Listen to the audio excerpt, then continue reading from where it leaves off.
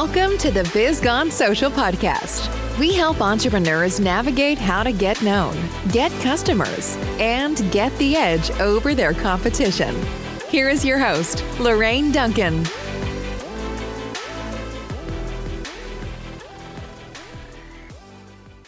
So here we are on the Biz Gone Social Podcast, and I am so glad to be here. And my promise to you, as always, is I want to give you a little bit of verbal caffeine that's going to energize your business. And I love talking to other colleagues, business owners, people who own their own business, so they can help you, give you some insight on marketing your business.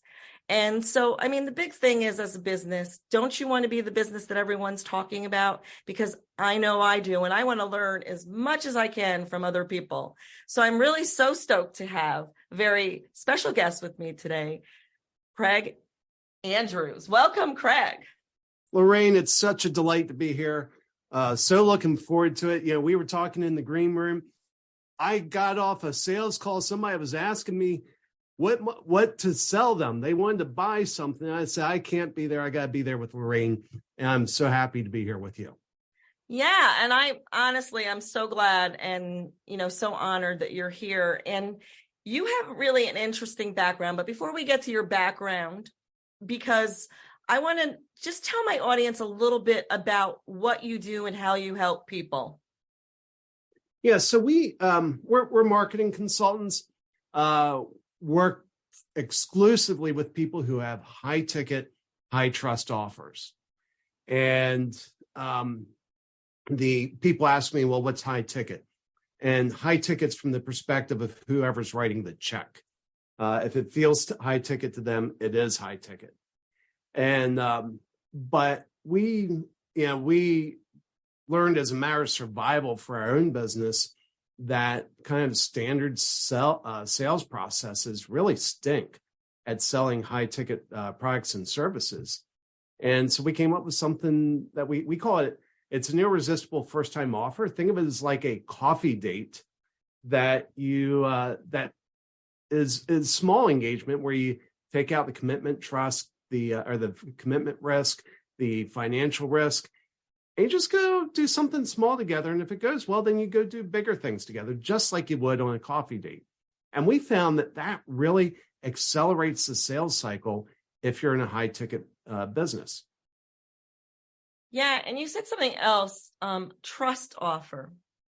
Trust, a high ticket and then trust. So can you explain a little bit more about what you mean by trust? I mean, we all know what trust means, but how does that come into play when it comes to sales? Like what is transpiring? Yeah. When somebody comes into a sales call, there's always fear.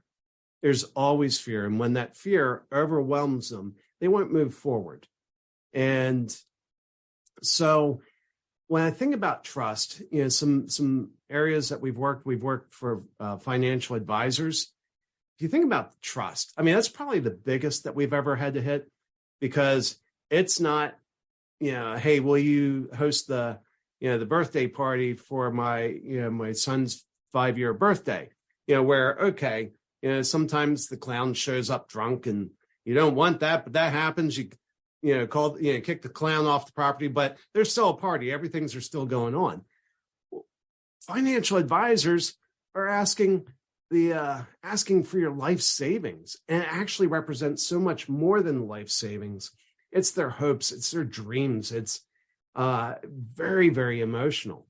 And you're going in as a complete stranger saying, hey, will you trust me with everything you've worked so hard in your life to build? I will take care of it, I promise. And so that's an example of high trust. But right now with the economy and, people are arguing whether we're in a recession or not. I don't know. I don't want to get in that argument. I think there's general agreement that the economy is not what we want it to be. And when that happens, people start getting real conservative with spending and money. And big ticket purchases slow down. They get harder. And the reason is, we have an internal wiring. I keep a board of 188 cognitive biases that drive our behavior. I keep that behind my desk. And the one of them is that to avoid irreversible decisions, we try to maintain autonomy and group status. Well, once you sign into a contract, and the call I was just on was somebody, their average contract value is $1.2 million. Well, once you sign that contract for $1.2 million, that $1.2 million is gone. And it takes a lot of trust. They have to trust that they're going to get much more back than 1.2 million for them to do that. And so that's kind of what I mean by high trust. Okay. Yeah, no, that was you actually with the financial. I mean, we've all had, like I do a lot of in-person networking now, especially I went right back to it as soon as they lifted a lot of, the different, the pandemic things that they put into place. And I'm an extrovert, so it was easy for me to just get back into networking. And every group has the financial person, and over the years, I've been networking in person for a very long time. And over the years, there's just some people you just from the get-go, you would never, even they could be the most honest people that, and really good with your money, but you just don't trust them. So that's why I was just like, you just like I had the picture in my head of the guy that is always it's always a hard sell. It's like, why don't you, he gives me this flyer. This is something good. You should really invest in it. And it's like, well, I barely know you and I'm already working with somebody. It's an interesting little thing. You mentioned something else. It was a first time offer. And I want to talk a little bit about that because a lot of people on their websites, have that irresistible offer, to get them into their mailing list and all that. What would you think are the essential elements of an effective first time offer? I think this would really help my audience, especially the ones that are building out their websites right now and putting that into place. And we've come up with a really clean formula for it. Let me throw out some context because I think this will really hammer it home. And a little bit about my story. I 18 months approaching 2 years ago, I went in the hospital. I spent 3 months in the hospital, but within 11 days, they put me, this was with COVID, they put me on the ventilator. They called my wife and they said, he's not going to make it because I had the Delta variant of COVID. Everybody died. If you went on the ventilator, you died. That was the outcome. Mm-hmm. I was the first one to leave the ICU alive. And something really interesting happened. It was lights out for me for 6 weeks. And when I woke up 6 weeks later, for some weird reason, my trust in the doctors had plummeted. It had gone through the floor. My trust in my wife went through the roof. And it was kind of funny because the doctors would come say, hey, we want to do this. And if the doctor was asking, I'd always say no. And it's funny, my brain was real scrambled for a couple of weeks after I woke up. But looking back at the things they were asking, I was like, oh yeah, I should have said yes to that. It was just obvious. But my trust in them had dropped so much. And so they go to my wife and they'd say, hey, we really want to do this. And she'd come to me and she'd say, hey, Craig, the doctors want to do this. And I'd say, is it safe? And if my wife said yes, I was okay with it. But what happened, so I was telling my wife, one day I said, hey, I need to ask you if some things really happened. And I started telling her this really wild story, which for me was reality at the time. But at one point in the story, she comes up to me and she puts her hand on my left shoulder and says, Craig, this is Karen. I'm your wife. You're going to be okay. And when I told her that, she said, Craig, I said those exact words to you when you were in your coma. Wow. So I had these messages coming in while I was asleep. And the messages the doctors were saying, because they said some things around me they shouldn't have. And I remember some of those things. What they did, they eroded the trust. But my wife just elevated it. And it ties into a Maya Angelou quote where she said, people will forget what you said, they will forget what you did, but they will never forget how you made them feel. And so if there was one ingredient that I was to say that you have to get right, is your first time offer has to create an experience where they walk away with a feeling. And you get to choose whether you give them the feeling my doctors did, that my doctors gave me, or whether you get to give them the feeling that my wife did, where she spoke life and hope into me. Yeah, that's really a great story too. I mean, and it's funny, not that I want to get sidetracked into being in a coma or whatever, but my husband's in a band, and one of the band members ended up in a coma and then eventually died. And it wasn't during COVID, it was before COVID. And he was young. And we went up there right away, and we called a friend of ours, or actually a friend of ours actually called us while we were going up, that didn't know this drummer at all. And we explained to him that's where we're going, so we can't stop by. And literally he said, when you go see him, talk to him, because he will hear what you say. And remember that, it could be the last words he hears you say. So we did. Even though, I looked, they already had him on all the things that they were just waiting for the rest of the family members to get there to pull the plug. And it was horrible. It was heart-wrenching to watch. So it's true that people are going to forget what you say. It's even actions sometimes it doesn't do, but it's the way you make somebody feel. It's like, it's almost like going, over your next door neighbors for a cup of tea and how she made you feel. So that is awesome. What are some other things would you say that's important? Yeah, so here's the nuts and bolts. And when you get these right, you do end up with the positive feeling. So it has to be an impulse purchase. That means the coins in the cushion, the couch, money in your wallet, or the B2B equivalent of that. The guidelines we generally give people is for B2C, less than $100, for B2B, less than $500. And the reason's real simple. If when you make the offer, if they say, hey, let me go ask whoever, if they have to ask permission or get approval, you've priced it too high. And so where we came up with $500 is if you have any decision-making authority at all in an organization, you can spend $500. Nobody's going to hunt you down and say, hey, why did you spend that $500? How was it spent? What did I get for it? Nobody's going to bother you about that. And so that's really critical. That takes out the financial risk, back of like a coffee date. The next thing is it has to deliver a disproportionate amount of value to price. So we usually aim for 10x the value. So if we're pricing it at $500, we're trying to deliver $5,000 of value. The next thing is it has to solve a problem. Because if it doesn't solve a problem, it's not delivering value. And one thing I get asked a lot, they say, Craig, what if we did an audit or an assessment? An assessment's just a nice word for an audit.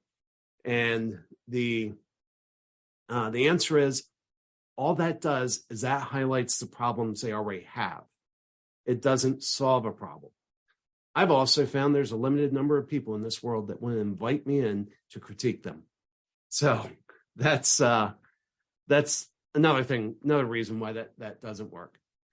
So you want to solve a problem, but if you solve all their problems, they're never going to purchase your core offer. You're going to give them the deal of the century. You're going to sell them this first-time offer, solves all their problems for a price where you don't make money, but they're happy. So you want to leave the big problems unsolved, and you want it to naturally lead to the next step. So that's kind of the high level. Few nuts and bolts. It should have a minimum of 3, maximum of 5 deliverables. Less than 3 is underwhelming. More than 5 overwhelms the brain, can't process. The one of the deliverables should be the product of a co-working session where they feel primarily responsible for the deliverables that come out of that. So there's a fellow named Marcus who calls that fingerprinting. They're putting their fingerprints on it, but triggers some cognitive biases. It triggers the IKEA effect and the endowment effect, both of which increase their perceived value. But the other thing that's really cool is when you get to the end and talk about moving forward, for them not to move forward would require that they reject their own ideas. So, wow, yeah, that's true. Yeah. Now here's another thing that goes into it. And this is going to sound incredibly complicated at first. Hang with me. I will immediately simplify it. The final deliverable must be the solution to a problem that's uniquely created by the successful delivery of the preceding deliverables. So that's the complicated version. Here's the simple version. If you buy a boat, you've got a new problem. You got a lot of new problems, but you have one new problem. That is, you need to know where to dock the boat, where to store the boat. So if I was selling boats, I would, when somebody came onto my boat yard and said, Craig, I want to buy a boat, I'd say, we're going to find the perfect boat for you. But once we do, you're going to have a new problem. You're going to need a place to dock it.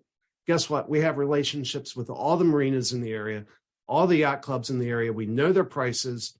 We will find the perfect one for you. We will make introductions. As a matter of fact, if you want, we will have the boat delivered there. So all you have to do is grab your family, grab your picnic basket, grab your cooler, walk on the boat, and have just a fantastic day with your family. When you do that, you're shifting their point of reference. You just moved them from staring at a whole bunch of boats and stressing about how much they're going to cost. And you put them with their family on the dock about to have the day of their life. They're already thinking in a success framework. And at that point, it's going to be hard not to sell them a boat. Yeah, absolutely. I mean, even a better thing is like for 2 months, you get free docking here. Yeah. And yeah. And that's the thing. I mean, that's how I would do it. It's funny. I just, my wife and I just watched a movie the other day called Air. It's about how Nike signed Michael Jordan. And I didn't know this, but back at the time, less than 50% of the, or more than 51% of the shoe had to be white. And if it wasn't white, you would have to pay a fine of $5,000 a game for wearing non-compliant shoes. Wow. I wonder how that would work today. Have you seen lately the sneakers and the basketball players? Yeah. So I think they changed the rules. But I mean, this was back then, and Nike was not the company then that they are now. I mean, and their tennis shoe, they were like in last place market share on basketball shoes. But they really wanted to sign Michael Jordan. And so when Jordan and his parents came to visit, they pulled out a prototype of the shoe. And the first question came out was, that shoe's more than 51%, or that shoe's less than 51% white. And they said, yep. And you're going to get fined. And we will pay the fines every time Michael walks on the court. Wow. So it's that same thing that you're talking about, paying the slip fees. They were trying to differentiate themselves from Adidas and Converse. Converse was the number one basketball shoe at that time. Guess who owns Converse now? Nike bought them. Wow. Yeah. When I was a little kid, that's what we used, Converse. Yeah. Nike wasn't until when I did track. I started, my first pair of track shoes were the Nikes. Interesting. Very interesting.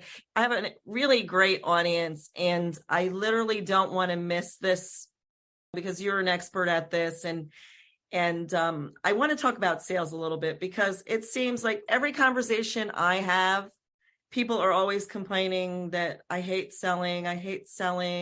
Sales is so icky. And, I know plenty of people that are in this space that help people with their sales, but there's always, you could do all these actions. You could do everything they say. And somehow I always think that, that person is a lousy salesperson. And let me give some context to this. So, and it just happened to me yesterday. I I am not involved, but it's not my business. My business, I own a digital marketing agency, but I happen to use some products that I really love. I would never change. And from a multi-marketing level company, an MMM. And so I had saw this ad over Mother's Day, and I had money to spend because I got Mother's Day gifts and stuff.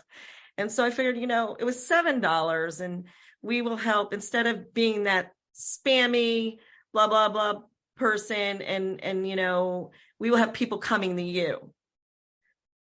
So of course, like being in business for as long as I've been in, and I hate spam for sure. It's like, well, I want to hear what these people have to say. So I buy this product, and of course they have a bunch of upsells. Right. And they upsell me this, and actually it looked interesting. So you know what? I actually have worked for somebody like from, I think it was Market America, or somebody that I was trying to help. But they had like a certain person that they wanted to follow. I think his name was Fraser Brooks or something. So anyways, long story short, I did 2 upsells, and they were, I think I still was under $100. But then guess what? They were going to give me a free up your rank, and so I could get the bonus points and make a little bit of money. I became, like, in this company that I belong to, I became one of these wellness advocates. But I never was going to be that person that invited all my friends to come to this. Yeah. I just shared. That's all I did. Is if somebody said, this is bothering me, and I would say, well, this is what's working for me. It may help you. Are you interested? And that's basically all I did. And it wasn't that was my intention. When we were together, we would be having tea, coffee, talking about it. And, I'm more about my other business, so I'm not really thinking about this. But then, so what intrigued me is they were going to give me an up your rank strategy call. So when I say up your rank strategy call, what's the first thing that comes to your mind? What are they going to give me at this call? Oh, it's a sales pitch. They're going to try to hook you into. Of course they were, but I did think that they were going to, it said in the 3 points, that we will look at your business. And we will help you. So I really honestly thought I was at least going to come away with one takeaway. Yeah. Yeah. Okay, but wait. So I and I said to him, I'm not going to buy anything. He goes, well, would you mind if I just showed it to you? And so, but previously though, I had looked at some of the videos that were in the course, and one of the videos was from 2019.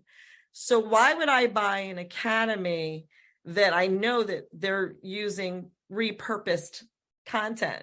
I mean, I want the fresh stuff because it's a new world. It's a whole new, even social media.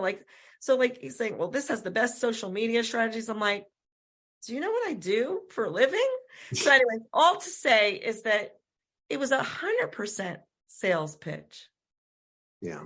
And it actually freaked me out because I'm like, to me, it was almost like, get you in on this. The key word there, why I even signed up for it, was up my rank. Who doesn't want to up their rank? Because guess what up your rank means? You're going to make more money. And then they want to throw me into an academy. Ugh. Anyways, the bottom line is that you have a unique way of selling. And I'm sure you're like me a lot, that there's been times I've gone that I've known it was going to be a sales call and I didn't even ask them to buy anything. So let's talk a little bit about the sales and how we as entrepreneurs or business owners could be better salespeople. Let me just start by saying I'm a horrible salesperson. I stink at sales. I took all the trainings that you're talking about. I get on the phone, I do the scripts, I do the things. I felt icky, and I wasn't good at it. And so we were starving. And my wife and I, we like food and shelter. And so I had to change something. And so the change was, okay, I can't sell. How can I create an environment where people want to buy? And I told you, I jumped off a sales call where somebody was asking me what I could sell them to be on this podcast. And here's the thing, I'm very confident, we're going to talk again tomorrow. Won't be long, but I'll show her our first time offer. And what I found is, if you don't have to sell it, all you have to do is present it. if you have a really powerful offer that truly serves, which is not what that pitch was, up your rank, they did not serve you on that call. They just tried to sell you. If you have an offer that truly serves, that truly delivers value, hits those points that we talked about earlier, and you put it in front of a qualified candidate, they're going to say yes. You don't have to sell. All you have to do is present. As a matter of fact, if you try to sell, you'll get worse results because something happens. Unless you're a bona fide sociopath, you can't hide your body language. And when you feel the urgency to sell, it works against you in the worst kind of way. You start giving off vibes. Whoever you're talking to picks up on it. They're like, oh, they're trying to sell me subconsciously. And their guard goes up. And all of a sudden, that just became the hardest close you have of the day. And so that's what I ended up doing. And when I say serve, when we're doing workshops with folks, we do one-on-one workshops to help them build their offers. The biggest hurdle, by far, the biggest hurdle that I run into is getting them out of sales mode. We never find a truly powerful offer until I can get them out of sales mode and into serving mode, where they're actually trying to serve their customers as if it was their best friend. Yeah. And I mean, just recently I had a discover call. I call them like discovery calls or get to know me a little bit more. And it was a warm referral. So I knew that I was going to get a sale out of it. And I didn't ask for the sale because there was some things that I needed them to do. And because I created such an environment of serving, then I get an email. There's this association that I am, I didn't even know about this because we didn't talk about this, that it's an association that needs some social media. And so I would love if you would do the social media for that. Didn't even sell anything because I served her. And it was exactly what you said in the beginning. It was the way I made her feel. Yeah. And I felt good. I was driving back from South Carolina. So I had to stop at a Subway to do a Zoom call with this person. I had my earphones on so they couldn't hear what she said, but obviously people could hear what I was saying. And it was just it was so surreal. And it was like I could have been off in 10 minutes I could have sold her. And I just didn't go in with it. And I feel like it's always better. What intrigued me about you was when you said, one of the questions is like, how do you create an environment where people want to buy? All right. How do you create that environment? So like a lot of people try to create that environment, like for instance, in the Facebook group. So all I do in my Facebook group, for instance, is I give a lot of valuable content. I solve a lot of problems in there. And you would think that like now that I've been doing this for a couple of years now with the Facebook group, if I drop a link in there, maybe people will buy, and I've occasionally did offer something in that group. Nobody ever buys. So it's a little different on social media. I realize that the numbers, it's like, 1% closing rate, a little bit in some cases, like, I have like a 65% closing rate and I look at those numbers. And that's salesy. Do you know what I'm saying? It's like, so I'm interested, like, because I want to know, I want to be that gal who creates that environment for people. I don't want people to come in and have contact with me that think that every time they have contact with me that I'm going to try to sell them something, because that feels icky to me. So yeah. How do you create that environment? Yeah. So, it's a combination of things. One, you have to get out of sales mode. I mean, that's first, and we've talked about that. You have to be in serving mode. The other thing is you've got to ask, some smart questions. And what I mean by smart questions, so like the typical sales questions are, what will, if you do not make a change, what's the impact of that? And those are made to kind of pressure you into making a decision. We use something we call priming questions. And those are questions where a perfect priming question is one where you ask them a question where they immediately know, I should know the answer to this, and I don't.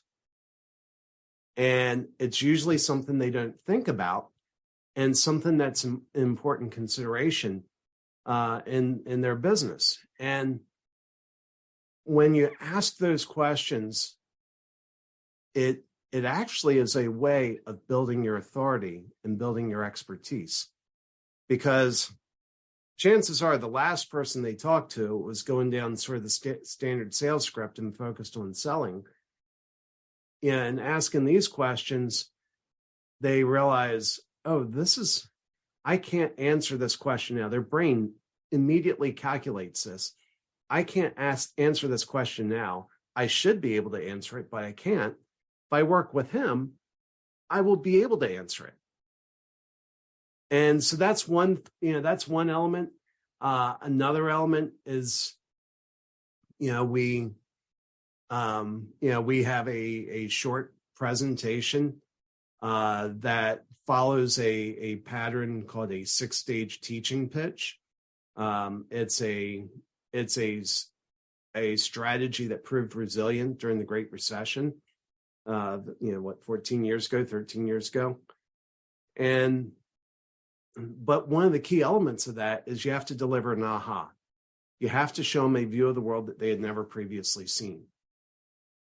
And so between that and your priming questions, you're establishing yourself as an authority, which is kind of cool. You can walk into a call with no authority whatsoever. You could have just come from living under the bridge, but you come in with these two elements and you're going to establish authority. And then at the end of that, you present your first time offer. And again, it's such an incredible offer that seeks to serve that if you present it to a qualified buyer, they want that. But let me take that a step further in answering your question. When you start going through these steps, you complete this first time offer, their opinion of you has changed radically. And I've told people this, going to the edge of death and narrowly escaping death and seeing the way my wife treated me in that, it has been the best thing for my marriage. It has been the single best thing that's ever happened to our marriage. And, and it just, it's just been transformative. I believe these first time offers, when you do them, you're transforming the relationship between you and the other person. When you get to the end, they want to move forward. You don't have to do that sleazy little call of, hey, let's up your influence, or what was the, that call that they got you on you don't have to get on that call. Up your rank. Up your rank.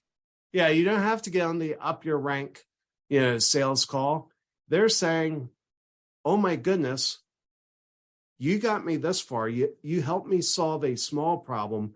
I still have this big problem. I believe you can help me solve this big problem. And that's when you have what we call the ideal sales conversation, is where they come up and say, hey, can I just pay you to do this? Yeah. And that is so much better too. Yeah.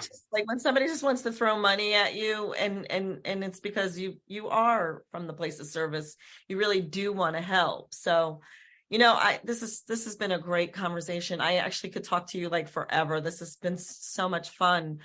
And I always there's a lot of people out there that may be struggling, or some people may be thinking, I'm leaving the corporate world and I want to have my own business. Whatever, you can speak to whatever you want to, but if there's one piece of advice that you can give somebody who's going into their own business or is seasoned and maybe a little discouraged, what would that piece of advice be? Well, I'm going to say get a first time offer, because it was a game changer for me. And it not only is it good structurally, it puts you in a better mindset to win customers. It puts you in that you can't build an effective first-time offer unless you're coming at it from a mindset of, I'm going to serve powerfully. I'm going to serve this. You quit looking at them as a mark, because guess what? You're probably not making money on that first-time offer. But when you do that, it puts you in a mindset that's going to close more business for you. Yeah, absolutely. Craig, thank you so much for being on my podcast and being my guest. If somebody in the audience has resonated with you, what is something that I know you had sent me a gift? What is that gift that I'm going to give to my audience? Yeah, so it's two things. One is a guide. So when I first started trying to make my own first-time offer, my first one, nobody understood it. Nobody wanted it. Nobody bought it. It failed miserably. And then the next one also failed. And the one after that failed. But eventually, 18 months later, they sort of started working. And then over the last 5 years, we've really dialed in this process. So the first thing is a guide so you can avoid some of the mistakes I made. And the second thing is we give 23-day access to our course, self-paced course, so you can put together your own offer. The reason we limit it to 23 days is we study human behavior, and we know if you sign up for our free course, it will sit on the shelf and collect dust with the other free courses that you signed up for. And so we put a limit on there because we actually want you to use it and change your life. We see it in the analytics that people, when we do this, people use it. And so here's how you get that. Our website is Allies4Me.com. That's spelled ALLIES, the number 4, ME.com. And to get the gift, just type that in with a /BizGone, all lowercase, all one word, and that'll take you there and you'll get that gift, those two gifts. And I hope that really changes your fortunes. I hope it makes selling a lot more pleasant and a lot easier. Thank you. Thank you so much. And to everyone out there, until next week, I'll see you soon. Thanks for listening to the Biz Gone Social podcast. Find us on Instagram at Biz Gone Social for extra tips. Check back weekly for new episodes. Until next time, stay social.